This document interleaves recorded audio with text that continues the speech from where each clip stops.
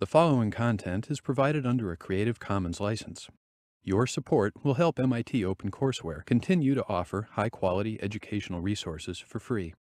To make a donation or view additional materials from hundreds of MIT courses, visit MIT OpenCourseWare at ocw.mit.edu. Welcome to 511.1. And today what we're going to do is introduce you to the course and the people teaching the course. And we're also going to let you know that you are going to be part of the great web exercise that is OCW, OpenCourseWare. So this course is being videotaped this year. And this is the announcement that I have to make. So the videotape is in the back. And if you want to come up front and participate in the class, you'll know that you'll be videotaped. If you want to hide your face or whatever, you can do that, but please pay attention to the lectures anyway. So this course will be available on the OCW site in the future. I'm not sure exactly what that date is going to be. So today we're going to introduce the chemistry topics, which we will cover in 511.1. And give you general information, practical information about the course, number of points you need, when the exams are, that kind of thing, policies, and introduce you to the teaching staff. I am, again, Professor Kathy Drennan, and I'm one of the lecturers in this course. So because this is MIT, we are going to start with a quiz. OK, not a quiz for points or anything. Don't freak out. But I do want you to tell me who these people are.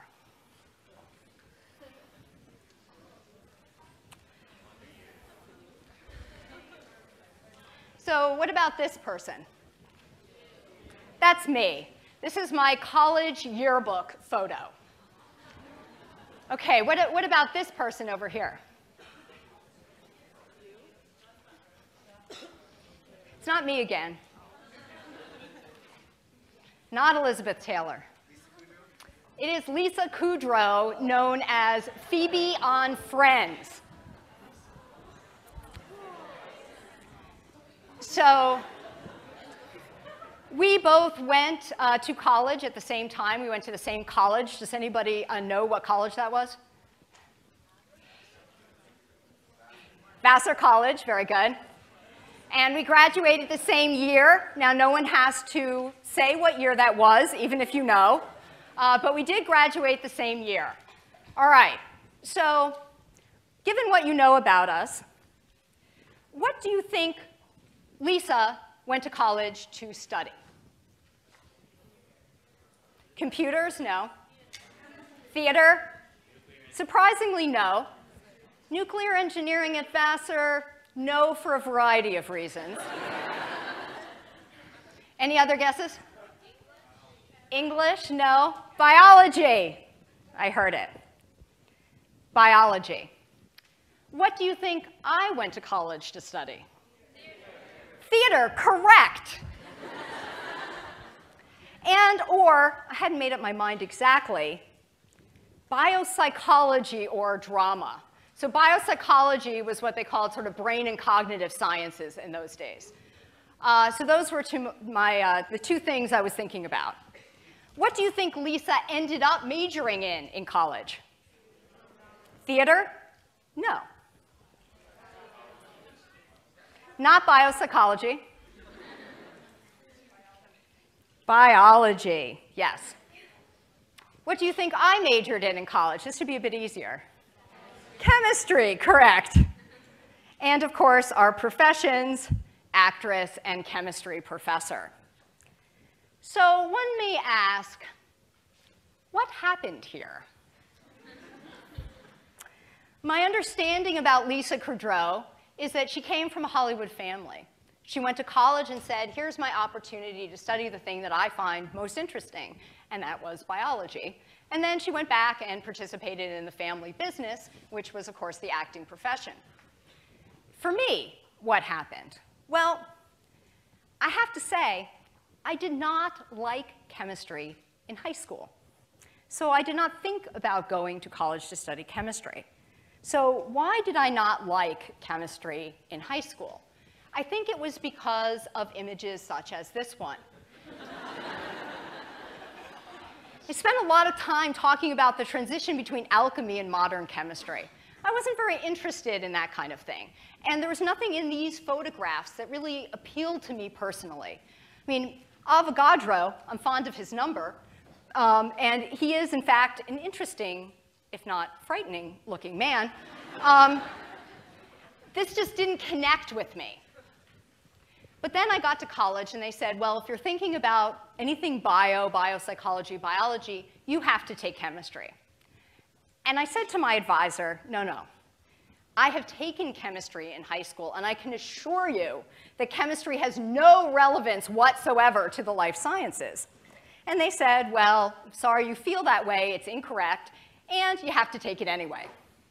So I, like some of you in this room, took freshman chemistry because we had to, not because we wanted to. And I, like hopefully some of you in this room, discovered that chemistry was actually a lot of fun, and that the chemistry I got in college was pretty much nothing like the chemistry I had seen in high school. So let me introduce you to some of the topics we're going to be covering in chemistry this semester.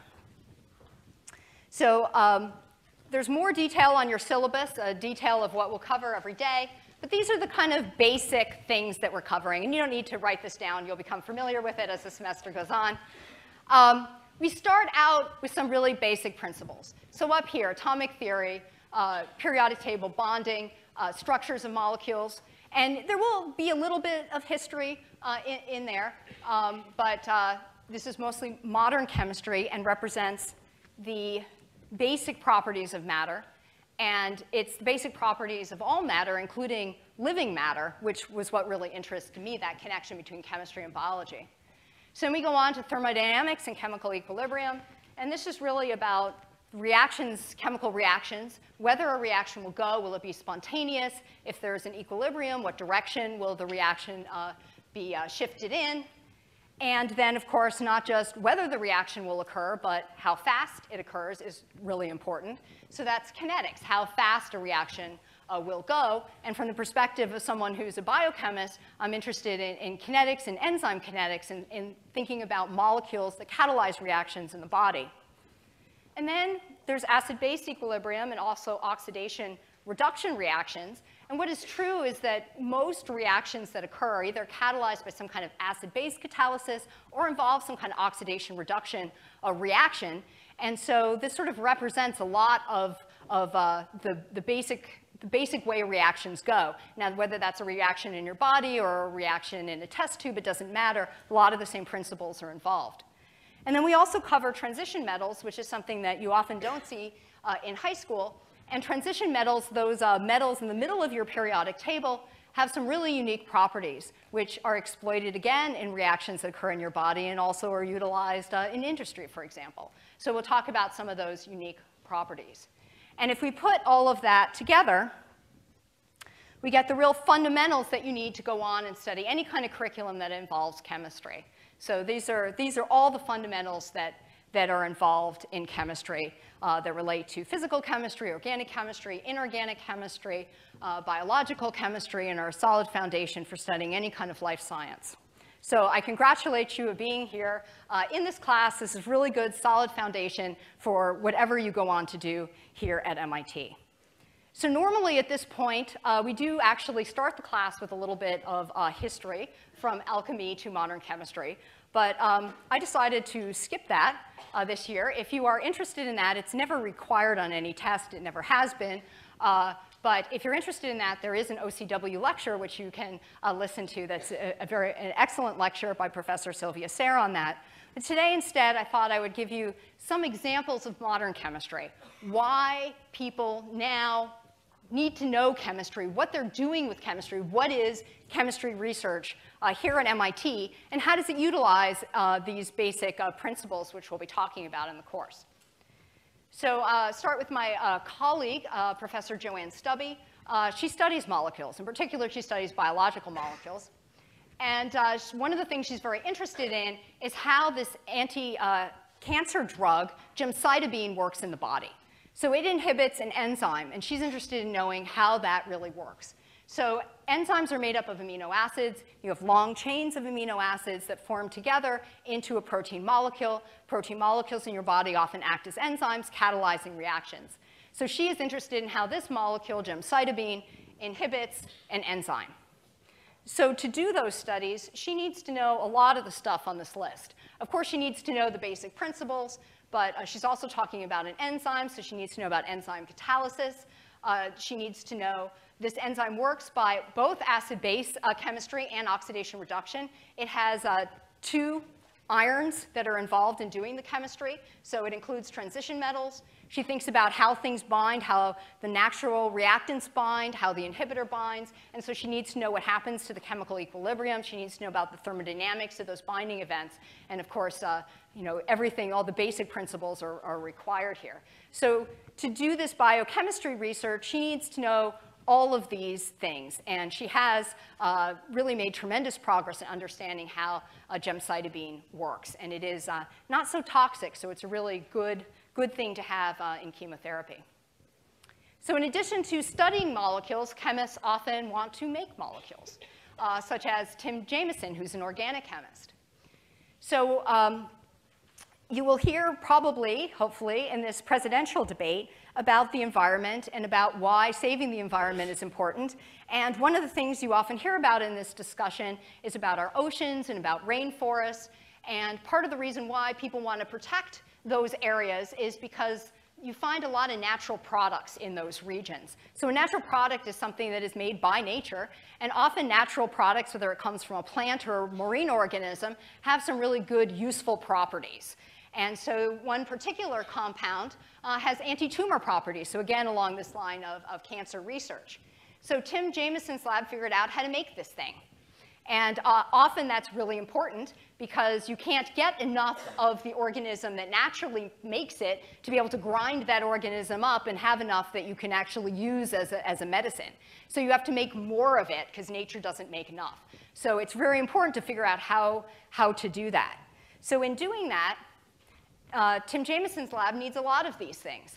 So he needs a lot of knowledge of bonding. He wants to form bonds in making this. He needs to know about the structures of the molecules, because if the structure is wrong, it's not going to work. And often if you want to make a lot of it, you have to think about the thermodynamics of the system, how fast the reactions will go, and kinetics, and then whether they'll go, the thermodynamics. And sometimes then you need to adjust the reactions, maybe use a transition metal to make it go better. So these are all the things that Tim Jameson needs to know to do organic chemistry. So you'll be learning in this class a great preparation for 512, which is organic chemistry. In addition to studying molecules and making molecules, some chemists want to detect molecules. And a chemist who likes to detect molecules is Tim Swager. So Tim Swager's lab has designed sensors that detect vapors. And so they will detect TNT, for example.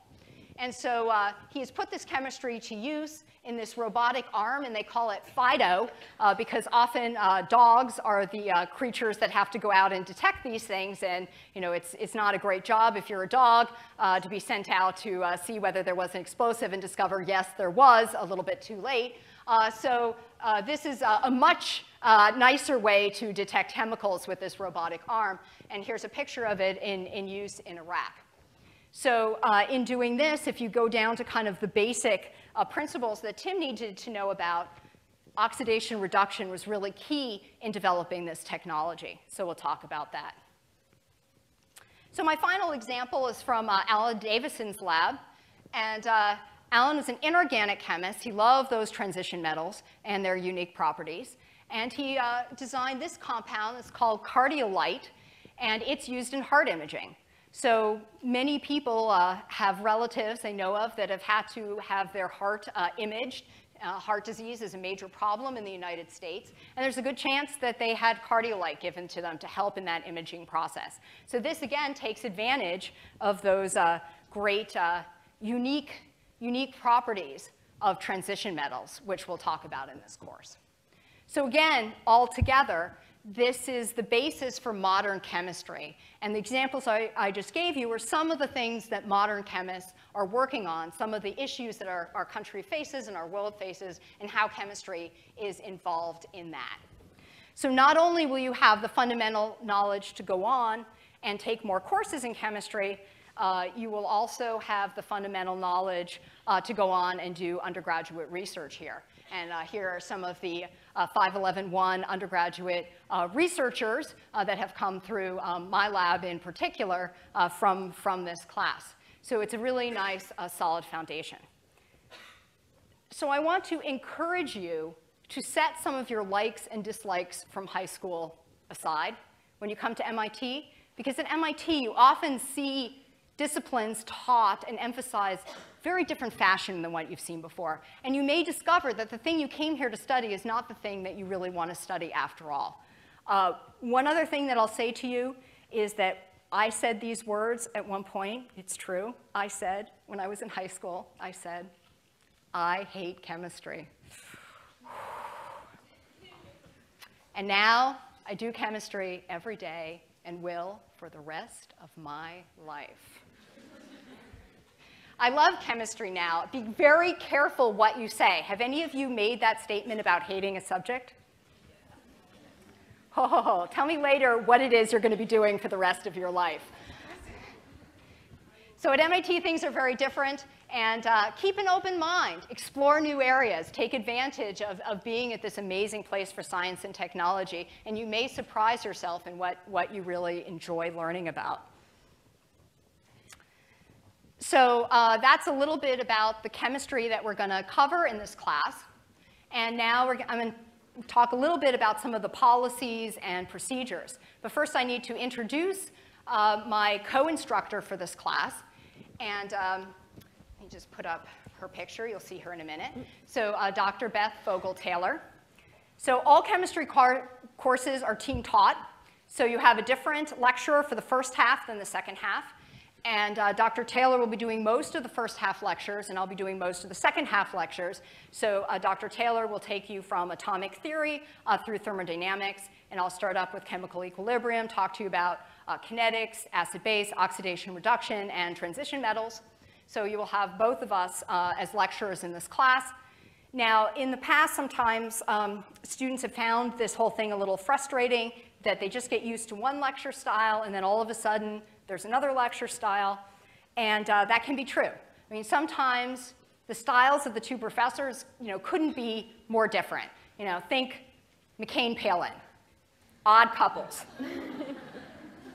Sometimes they're more similar. And when I first, about a year and a half ago, got to know Dr. Taylor, we sort of realized that we had very similar styles. And we got very excited about the idea that we could teach together so that there would be much more continuity throughout the semester. And so Dr. Taylor had been teaching the first half of the material in the spring, and I had been teaching the second half of the material in the fall. And we thought, wouldn't it be great if we got together and taught in the fall? So this was actually, for a variety of reasons, a very complicated thing to request and do. And so we started a campaign and campaigned for a year and a half that we should be allowed to do this course together. And finally, just a few weeks ago in August, we really didn't know up until almost when this course started that permission was granted. So I have to say I am very excited now to introduce you to Dr. Taylor, who I will be teaching with this semester, limited engagement, who will tell you about some of the course policies. All right, thanks.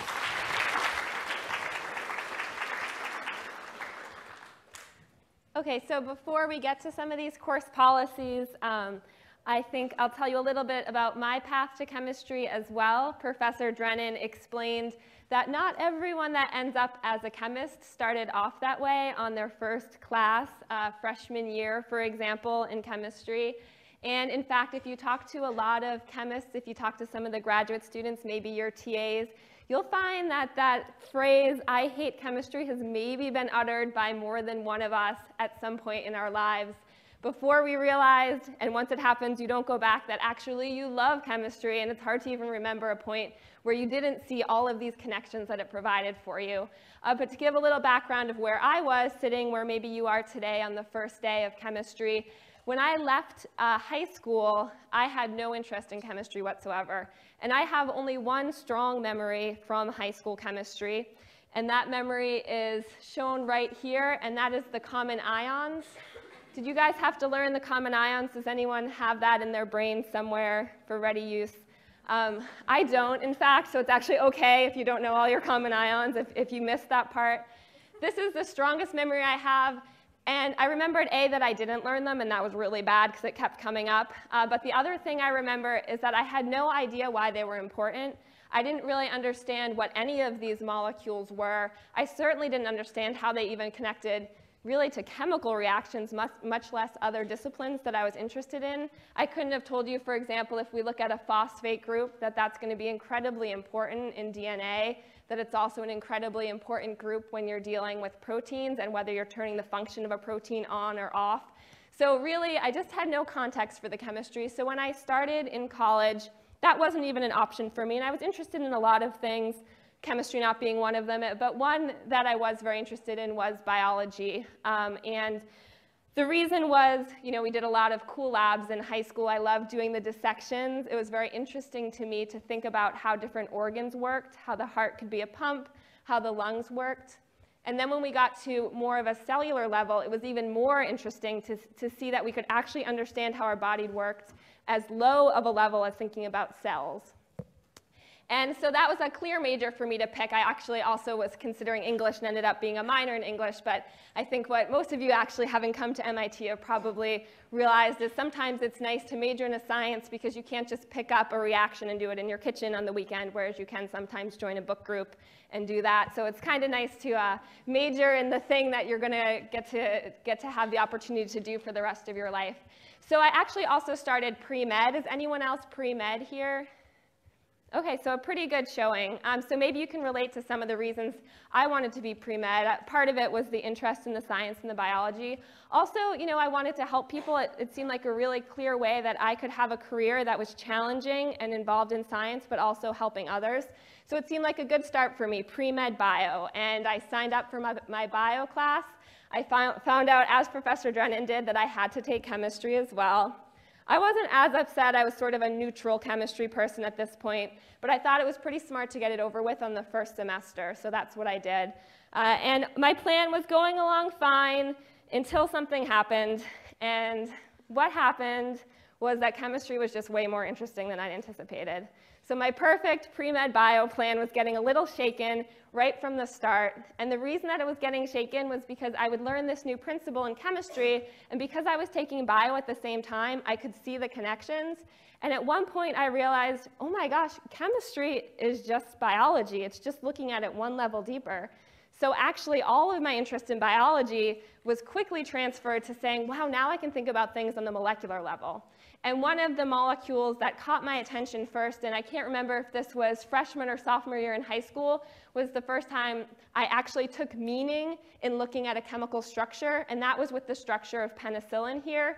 And I know that all of you are familiar with penicillin, whether or not you know the structure or not, but the most important part of this structure is the four-membered ring here, the beta-lactam.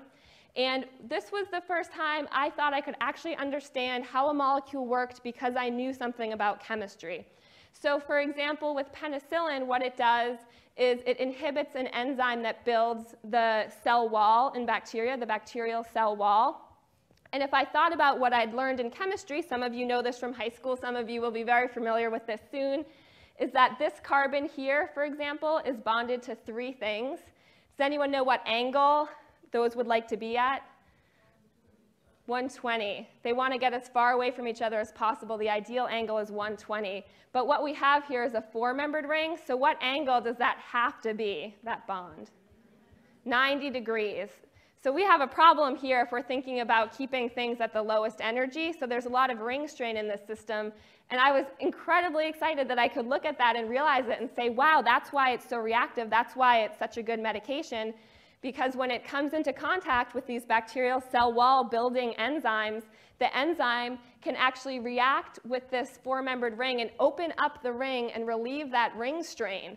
So now the angles can open up all the way to 120 if it wants to, and there's no way it's going to form that ring again, right? Because it's not going to go back to those 90-degree angles if it can help it. So now the enzyme is locked up with the penicillin molecule, no more bacterial cell wall being built, and the penicillin has effectively killed the bacteria. So that for me was kind of the first connection that went, whoa, wait a second, I want to be thinking about these molecules all the way down to the level of individual atoms. So at this point, kept the pre-med, just switched the major to chemistry. The next problem came up when I went and took organic chemistry. So if you're dead set on staying with bio, maybe, I guess you have to take organic. So this might happen to you, just to warn you. We started looking at all sorts of other kinds of molecules that became very interesting to me. I especially love thinking about vitamins and drugs because I do have that interest in medicine and human health.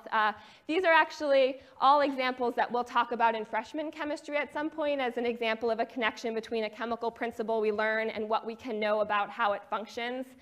But what happened here was I thought, oh my gosh, now I could actually, using my chemical knowledge, think about synthesizing these molecules, or maybe coming up with new ways to synthesize them better or synthesize different molecules.